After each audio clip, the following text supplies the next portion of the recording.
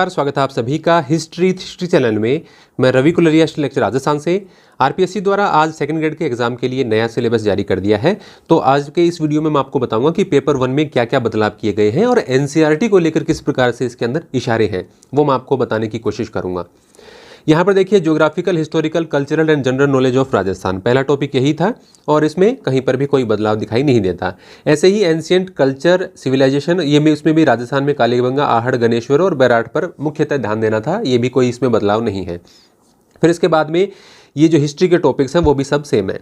बदलाव देखिए, यहाँ पर सबसे पहला आपको दिखेगा, पहले ये दो टॉपिक जो है ऊपर वाले, ये स्पेशली मेंशन नहीं थे कि रेवोल्यूशन ऑफ, ऊपर हेडिंग यही थी history of freedom struggle in Rajasthan, लेकिन 1857 की क्रांति और ये जो राजनीतिक जागरूकता है ये अलग से मेंशन नहीं थे। ये दो टॉपिक ही मेंशन दिए रहते थे, प्रजामंडल और ये पीजेंट्स एंड ट्राइबल मूवमेंट्स, यानी किसान और जनजातीय आंदोलन।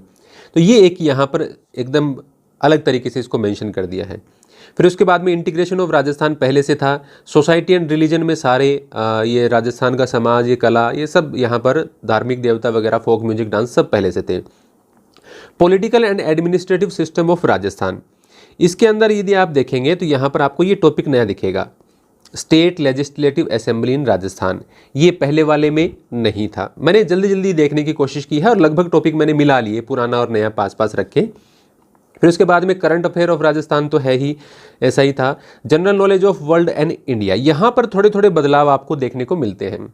एक तो देखिए, बीच में आपको पहले एक टॉपिक और मिलता था, इंटीग्रेशन ऑफ राजस्थान के बाद में, ये राजस्थान का जो एकीकरण है उसके बाद में यहाँ पर आपको एक टॉपिक और मिलता था, role of woman during medieval and modern period, यानी मध्यकाल और आधुनिक काल में महिलाओं की भूमिका वाला टॉपिक, वो इसके अंदर यहाँ पर नहीं है, हटा दिया गया है।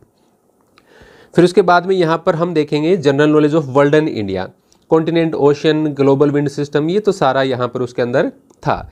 लेकिन एक जो हमें जीके के अंदर नया देखने को मिलता है, वो हमें देखने को मिलता है माइग्रेशन। यहाँ पर ये देखिए आप, ये माइग्रेशन पॉपुलेशन डिस्ट्रीब्यूशन तक था, लेकिन माइग्रेशन हमें नया देखने को मिलता है। फिर उसके बाद में इंडिया के ये जो फिजिकल फीचर्स हैं, इस फिजिकल फीचर्स की जगह पहले नाम आता था कि लोकेशन एंड इट्स एडवांटेजेस। तो लगभग बात वही है, इंडिया के भौगोलिक परिदृश्य के बारे में आपको पता करना है। फिर उसके बाद में मॉनसूनल सिस्टम, ड्रेनेज, वेजिटेशन, नया ये जो प्राकृतिक वनस्पतियां वगैरह हैं, ये नया जोड़ा गया है। और फिर इसमें यहाँ पर आपको एनर्जी रिसोर्सेज, ये भी बिल्कुल नया टॉपिक देखने को मिलता है। लेकिन कहने का मतलब ये है कि बदलाव तो हुए हैं। और जब मैंने एक बार पहले वीडियो बनाया था कि आप सिलेबस आने से, जैसे हमने वीडियो में भी देखा कि अचानक थोड़ा सा सिलेबस चेंज कर देते हैं, तो किताबें बहुत ज़्यादा, अभी फर्स्ट ग्रेड के लिए भी कोई तैयारी कर रहा है तो राय देना चाहूँगा, किताबें पहले बहुत ज़्यादा नहीं खरीदें जब तक फाइनल नहीं हो जाए।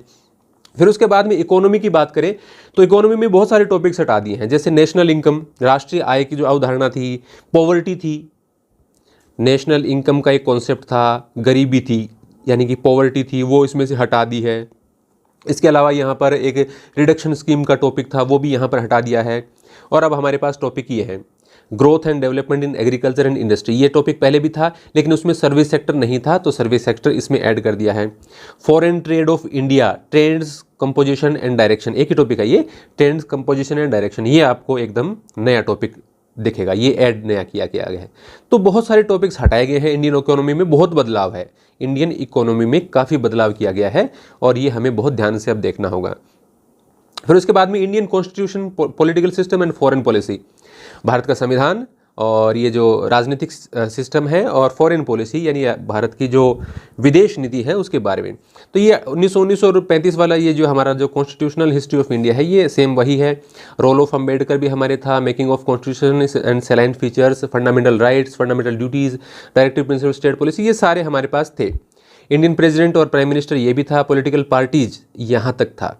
प्रेशर ग्रुप्स, ये आपको नया नाम दिखेगा, ये सीधा सीधा एनसीईआरटी से उठाया गया है। 10वीं कक्षा की किताब में आप देखेंगे, क्योंकि मैं तो 10वीं 11वीं 12वीं में पढ़ाता हूँ, तो 10वीं की किताब में आप देखेंगे तो आपको दबाव समूह बिल्कुल अलग से चैप्टर में अंदर है, दबाव समूह और आंदोलन, इस प्रकार का उसमें अंदर है। तो प्रेशर ग्रुप एनसीईआरटी से लिया गया। तो यहाँ ये जो पॉइंट है ये क्लियरली दिखाता है कि सिलेबस तैयार करते समय एनसीईआरटी की किताबों को देखा गया है और आपको अपनी तैयारी में भी उन किताबों को शामिल करना है। फिर भारत की फॉरेन पॉलिसी है और नेहरू का इसमें योगदान है, ये पहले भी था हमारे टॉपिक। इंडिया एंड यूएनओ, ये ऊपर नीचे थे टॉपिक, कोई ऊपर दे रखा था कोई कहीं दे रखा था, यहाँ एक जगह दे दिए। इंडिया और यूएनओ है, emerging trends in international policies with special preference of globalisation, ये वैश्वीकरण वाला, ये सब पहले से था। तो यहाँ पर ये बहुत ज़्यादा बदलाव नहीं है, लेकिन कुछ बदलाव यहाँ पर हैं। फिर उसके बाद में एजुकेशन साइकोलॉजी में भी छोटे छोटे बदलाव हैं, बहुत बड़े बदलाव तो नहीं है। जैसे कि आप एजुकेशनल साइकोलॉजी में भी देखेंगे तो यहाँ पर आपको एक लाइन और मिलती थी, various psychologist and their contributions, वो लाइन यहाँ से हटा दी गई है। फिर उसके बाद में डेवलपमेंट ऑफ लर्नर, इसमें भी एक दो नए चीज़ें जोड़ी गई हैं और इसमें से पहला वाला से थोड़ा सा ये चेंज है यहाँ पर भी। इसके अलावा यहाँ पर इंटेलिजेंस एंड क्रिएटिविटी, इसमें भी एक वो जो ह्यूमन कॉग्निशन वाला था वो मुझे नहीं दिख रहा यहाँ पर, तो वो भी शायद इसमें से हटा दिया गया है। बहुत ज़्यादा बदलाव इसके अंदर नहीं है, लेकिन थोड़ा सा आप कह सकते हैं कि 5-7% का बदलाव एजुकेशन साइकोलॉजी में है। इसके अलावा यहाँ पर Indian constitution, political system, foreign policy में आपको घबराने की कोई आवश्यकता नहीं है, सभी वही सिस्टम है। एक आध कोई टॉपिक शायद हटा दिया होगा, एक प्रेशर ग्रुप इसमें ऐड किया गया है। प्रेशर ग्रुप आप 10वीं की किताब से पढ़ लेना। और इसके अलावा ग्रोथ, ये देखिए सारी ये जो पॉलिटिकल पार्टीज़ हैं ये 12वीं की किताब में बहुत अच्छे तरीके से दे रखी है, राजनीति विज्ञान की एक किताब में। तो ये आप एनसीईआरटी से जरूर, आपकी गाइड जरूर पढ़ें। एनसीईआरटी में पूरा मैटर नहीं है, लेकिन एनसीईआरटी की सहायता जरूर लें। इसमें इशारे छिपे हुए हैं कि एनसीईआरटी से सिलेबस तैयार है, एनसीईआरटी से पूछा भी जाएगा।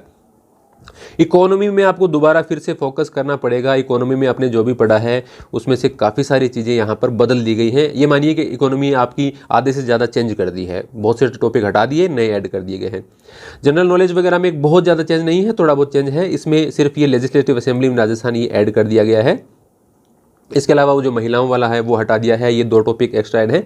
तो बहुत ज़्यादा बदलाव नहीं है। ऐसा नहीं है कि जो विद्यार्थी तैयारी कर रहे थे उनको नुकसान है, लेकिन कुछ पैसे का नुकसान जरूर हो गया है विद्यार्थियों को जो किताबें खरीद लेते हैं पहले से, तो ये आप मान सकते हैं। तो ये कुछ चेंजेज हैं और मैंने कोशिश की है कि पुराने और नए सिलेबस को मिलाकर जल्दी से आपको इसके बारे में बताऊं। आपको ये वीडियो कैसा लगा है और आपको एसएसटी वगैरह के बारे में भी ऐसा वीडियो देखना है तो आप लाइक जरूर करें, कमेंट जरूर करें, और नए हैं तो हमारे चैनल को सब्सक्राइब जरूर करें। हम 2nd ग्रेड के बारे में जरूर कुछ विचार करेंगे एनसीईआरटी के अकॉर्डिंग। धन्यवाद।